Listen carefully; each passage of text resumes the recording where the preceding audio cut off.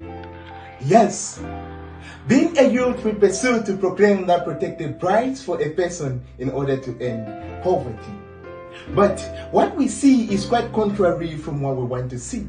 Born with a wonderful destiny, handsome, beautiful, cute little prince and princess with an ambition of becoming a somebody and not a nobody. With dreams of becoming a doctor, lawyer, teacher, or even a pharmacist. Slow like a tortoise they grow, and fast like a cheetah their mind is corrupted in becoming a cheetah and not a teacher. Little by little things change, and when it becomes a youth, we no longer have that doctor, pilot, but a smoker, prostitute, Casanova, a gang leader. Smoking and drinking. We do it thinking we are winning, but on the other hand, we are losing. Look at the activities this leads you into. Violently taking money from innocent lives and filling your counselors with lies, being tools, just in fights and not in what is right. Quenching your spirit without even realizing it. Just because today I'm wearing Nike, Adidas, I shouldn't work.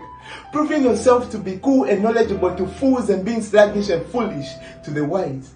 The fascination of fashion, or should I say swag, has really made many fanciful and failing to come out. Because you want to look more beautiful and handsome than her, you end up using all your money in buying chains, nose rings, something which won't forever last just to earn satisfaction. We are always happy, taking the relativity of negativity and not positivity, failing even to use the productivity of thy mind, but be kind to rewind and remind your mind that these things are too tiny beyond small and brings nothing at all. Foolish is the one who can't find a goal in the first half, for he doesn't know what the second will bring. Today you are a don, tomorrow a shoe repair. Today you are a diva, tomorrow a prostitute. I'm not laughing at these professions. If your parents are one of these, cherish them, they are still your parents, but just aim at becoming greater than them. I know you are huge, pompous, your anger can be tested, but you're so agitating because violence is what you've attested. Instead, use your pomposity to earn integrity. It is quite a pity that we are failing who we wanted to be. All we want is show off. In our pockets is little money. Now, let me talk of these relationships. Walking down the street, a pretty face grabs your attention. Without relation, you approach her. Hopefully, she agrees to be yours, but you take advantage of her hard work. You can't help her but do what you know to do best, demanding for kisses and sex, being a weakness to that precious princess. Her left in rain, not rain, but the flow of tears, which is equivalent to a dam made of rain. The girl's dreams shattered, and those useful ideas scattered. Accusing her for something you never told her you like. Why not consider the fact that above all men she chose to love and trust you? Put away that mask and show her the good side of you. And you ladies, busy wearing those mini skirts, tighty trousers that you show off. Applying too much makeup that no guy will resist your beauty, but of course will lead you to impurity. Ending up hurting men. But it is not too late. I'm here to tell you, keep your beauty or girl for that partner who pushes you to becoming someone great, and not that one who will make you regret. We can still be the doctors, the lawyers, the teachers, the engineers, the managers that we've ever wanted to be, as long as we avoid these no ways of nowadays. Danny, peace. In the name of love, you wore me as if I was a stupid glove. In the name of friends, you made sure every happy moment ends. In the name of care, you accomplished the stupidest dare. In the name of family, you deprived me of living happily. In the name of love, you murdered my kindness, my love that were shattered. And while I've always dreamed of traveling to Spain to play chess, you made me experience Spain. just without the S. You made me lose myself, so I spent hours staring at shelves, hoping to somehow find the real me, the one with no edits or filters. Little did I know that I was actually surrounded by serial killers that force you to change in order for you to survive. But when the time of your glory arrives, they turn from serial killers to the sweetest caterpillars. But the only thing I could not understand was why? Why me? Why this world? Just why? We live in a world where I have a boyfriend is more respected than a no, where it is shameful for women to physically grow, a world where girls are seen as walking candy and saying no is starting to seem a little too nerdy. A world where bullies have all the rights and where victims have no right to fight. A world where, in the name of love, assault is a trend and kindness seems to be more of an enemy than a friend. Honestly, I am so sick of those people that do everything they possibly can just to dig into your past and try to hurt you. Little did I know that you actually are already on your way to pursue those dreams that for them seem too good, too perfect to be true. Shocking thing is that those enchanting words you said, it seems like to say them, you got paid. But how could you sleep knowing that all this hate is just yours to keep? Because guess what? Today I choose life, not a social media life that's now getting a lot of hype, not the life where the pages with your name on them are ripped, but a life where the last page is flipped. Since I have realized that changing my personality for you will make me paralyzed. I am kind, loving, and full of beam and joy. And I am not going to turn mean because, well, guess what? I am not your toy. So, my friends, stop wearing masks and start accomplishing useful tasks. It could be playing, laughing, singing, dancing, just not overthinking, overworking, overeating, restriction, because that won't get you anywhere and will leave you with zero self-care. So today, in the name of self-love, true self-love, I say no. Because I can dance barefoot in the snow. In the name of self-love, I have the right to shove those lustful, mean, or offensive comments down your throat without feeling the need to hide under a coat, since I am here today to share my truth and my story to help you achieve a long-lasting glory. If you cry for a day, a week, or even a year, an entire year, let me tell you that one day you will reappear. Since after the winds and the storms always comes a creature that always scores, and that incredible creature can be the future you that will do everything they possibly can to pursue those dreams that seem too good, too perfect to be true. In a locked bathroom, in a dark bedroom, while you gives me your back, I've been in all this through. My bathroom tub knows it all. My bedroom walls know me more. I've been sinking in my thoughts and dreaming of a way out. So I took a pen and a paper and I started writing down all these phrases. I've left my pain control me. In my hand, just translated all my emotions, all my thoughts, all my secrets, all my craves, and being disabled to change what I felt and what I feared.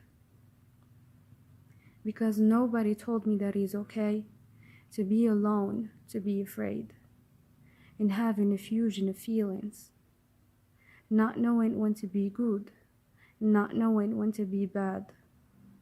It's like I'm fighting myself. It's like me against myself. And it's like my heart is spilling an infinity of ink. Oh God, will this torture have an end? I'm filled with anger. I'm loaded with rage. I'm fraught with hate. Only papers can contain my pain. And writing has given me some peace and some clarity when I needed you to be close, to be my friend, not my enemy, and to show me some love instead of pity. You murdered my trust and buried it away, somewhere I can never reach. It took me only a few minutes to look at your eyes and realize how much pain I was going to hold for a while. It took me only a few minutes to feel the weight of my affection that you hadn't reciprocated. It took me only a few minutes to feel an arrow of despair and deception crushing into my heart. It took me only a few minutes to emphasize the way you've been biting down your mocking laugh and facing me with such a creepy, evil look, leaving my insides empty. It took me only a few minutes to realize that you were just like the rest of them. Friends who decided to walk out of my life in the span of a little time. Friendship and I were never on good terms. Whenever I try to catch a spark of friendship by my own bare hand, it just runs away to the little space between my thumb and my forefinger, then it fades away. A true friend is someone I've been lacking my whole life. You can never imagine how hard I try to be enough, how much effort I put to be less of a burden. But let me tell you something. Neither coolness nor funniness would help anyone make friends. Hypocrisy would indeed. Yet, regarding my principles that you've always admired about me, by the way, hypocrisy would never work out for me. Oh, you didn't just murder my trust, but you murdered every good memory I had of us. Your words still strike me up through nightmares, making me taste the saltiness of cold sweat in the middle of the night. Your words keep playing repetitively in my head like a haunted, endless tape. If I could retrace everything you said while you were just perplexed and reckless, you were like, how come would I befriend someone like you? A naive fool who's good at nothing and will never be good at anything.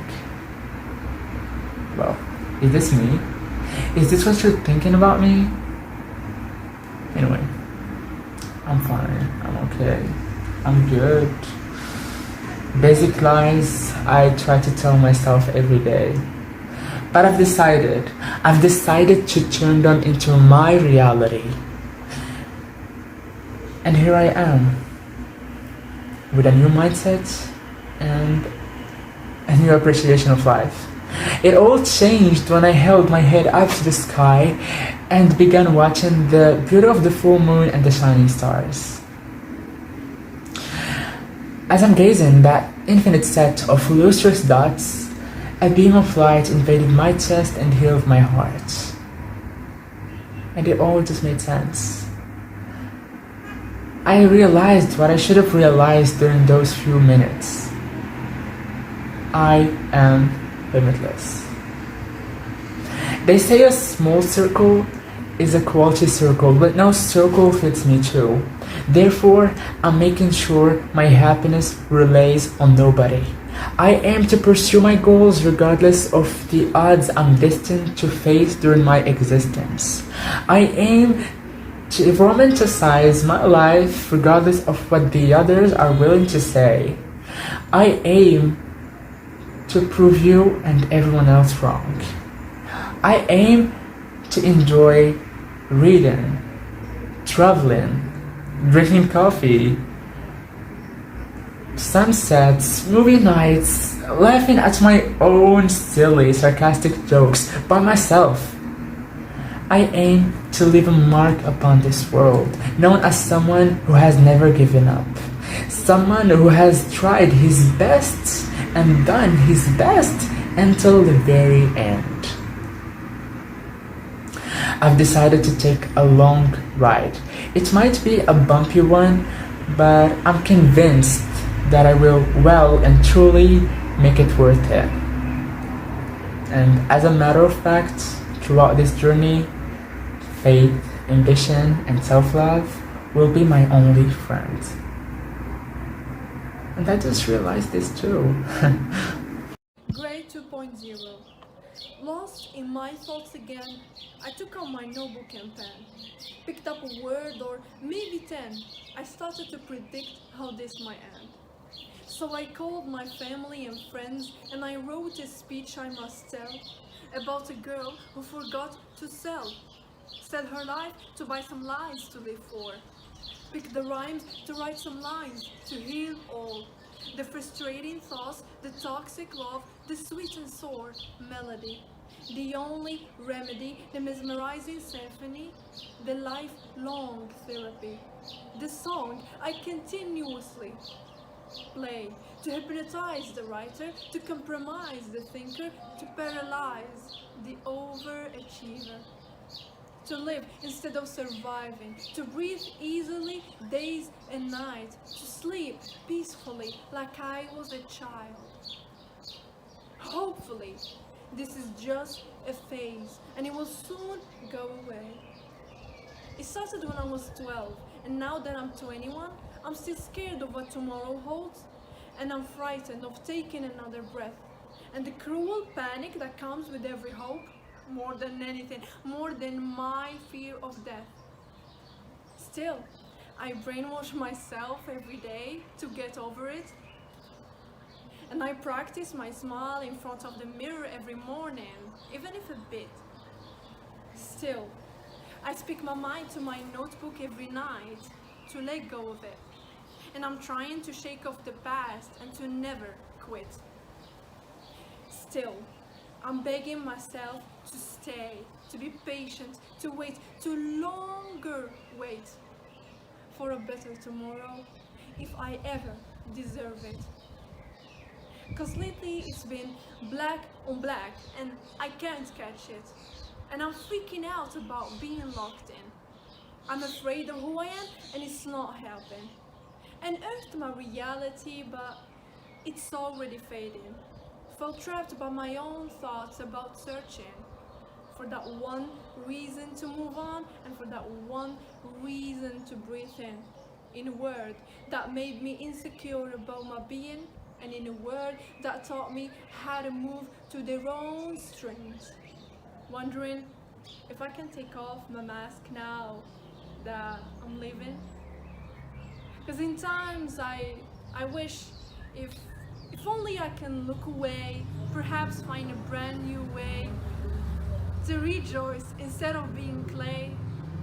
Will I then be able to unearth that mysterious day of me happily enjoying the play that was more than once painted black and gray?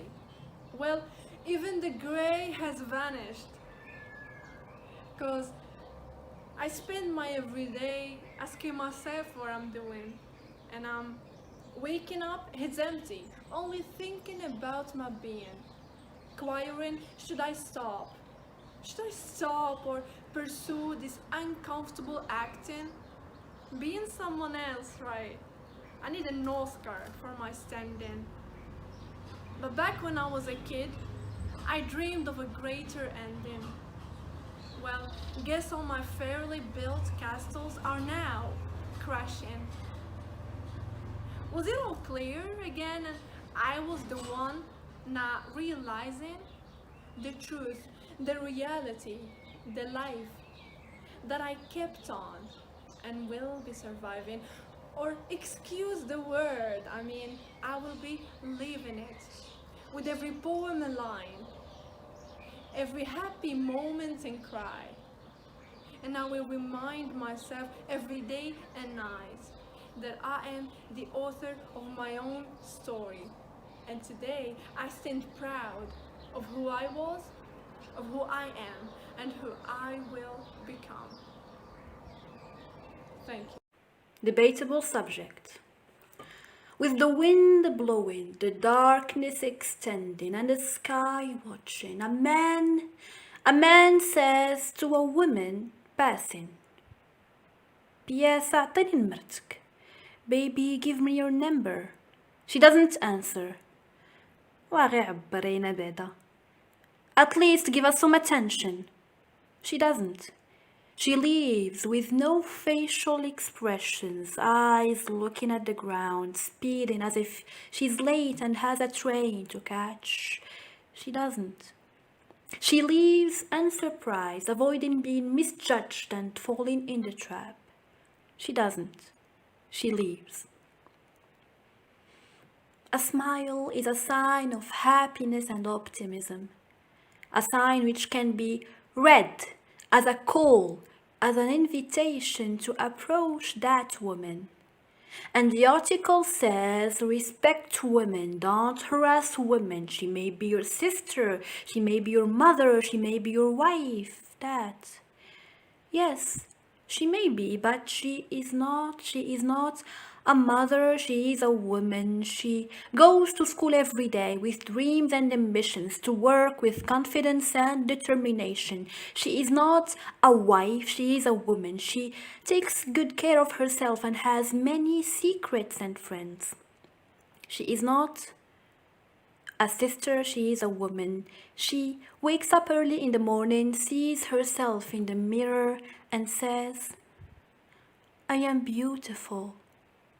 She is a woman, a person to respect and appreciate for who she is, being a woman, not a mother, not a sister, being a woman like any other person. She is not a candy or a chicken covered or exposed. She is not an orange, peeled or not. She is not a choice. She is a human. She is a woman who may be good, who may be bad, a woman who may betray you and slap you on the face, a woman who may love you and be there for you, a woman who may hate you and doesn't show it to you. She is a woman and she left. It starts like this in the movies. The two friends, the two lovers, or whatever suits you better, one's home is the other and they are always together. They drink peace, breathe joy, and see through rose-colored eyes. There are no despondent sighs, there are no heart-wrenching cries. They are complete in each other and they are completely alive. Until the pain arrives. He has never seen such darkness in her eyes. Her tone has never been so strong. Embrace has never felt so cold. She breaks his heart like no one has before, and when she's done with a massacre of his soul, she retreats into herself and hides within her own. She too has never seen herself this broken. And so it goes. In the silence after the sacrifice of her star-struck savior, her lamp-eyed lover, she remembers her father, who either looked through her or was never even around. He taught her that love is abandonment and affection is neglect. In a moment she regrets, she realizes her body regressed. And she and her lover were juxtaposed with father and daughter. This time, she did not go and cry in a corner. She grabbed him by the tie and made sure that he saw her, but he is not her father. She is not a little girl. He loves her more intentionally than her father ever could. They understand each other. All is right in the world again and they live happily ever after. But there's something that the movies don't tell you. They never tell you. That realizing that you're broken doesn't mean that you get fixed. That realizing that you're bleeding doesn't mean that you've healed. That taking notice of the open wounds festering in your soul is no guarantee that you will now become whole. It is only a revelation. And believe me, I know, because my brokenness has pierced you too many times before. So, to my star-struck savior, my lamp-eyed lover, I'm sorry for all the moments you have had to drown in my trauma, when you have been an offering on the altar of my honor, when you have been the punching bag of a wounded toddler. I am sorry. For every time I threw a punch at the path and it landed on your beautiful face, and forgive me. When I try to shine the light I was once forced to dim, and the glow is so bright that it burns your eyes, I am sorry. That a trigger shoots me into the past and I drive back to the future fueled by a malice that you don't deserve, I am sorry. That we have not lived happily ever after, because I am still healing, and so are you. So in my moments of madness, this much is true. It is never my intention for my hurt to hurt you, but when it does, and it certainly will, I will crack open my mind so you can see the truth. I will open wide my eyes so you can reach into my soul. I will crack open my chest no matter how much it hurts, so just so you can see how much my heart beats for you. I will be vulnerable. I will let you embrace the frightened child I am always trying to defend so she can know that she is safe with you. I know that she is safe with you. And this is not a movie. And this is no fairy tale. But it's 1,000 times better because our happily ever after is drenched in the eternal stream of a vulnerable and truthful love.